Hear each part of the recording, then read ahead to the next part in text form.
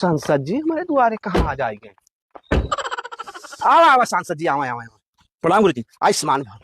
पर छो और सब कुशल मंगल है। सब बढ़िया गुरु जी। कैसे आया आज, गरीबे कुटिया दिखाई गया। अरे नहीं गुरु जी, हाँ। आप हमका पढ़ाए हैं, सोचे ना आपके दर्शन हो जाए, दौरा पे निकला रहना है तो इसीलिए आपको। अरे बहुत बढ़िया, क्या और हाल चाल। सब बढ़िया गुरु जी।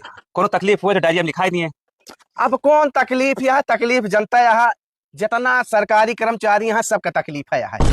बतावा उनके तू पेंशन बंद करा जा, और देखता ही जितना पक्ष विपक्ष रहा संसद भवन विधानसभा में, ये ऐसे मीडिया थप थप थप थप बजाय के अपन तनख्वाह बढ़वा लिया हुआ 24%।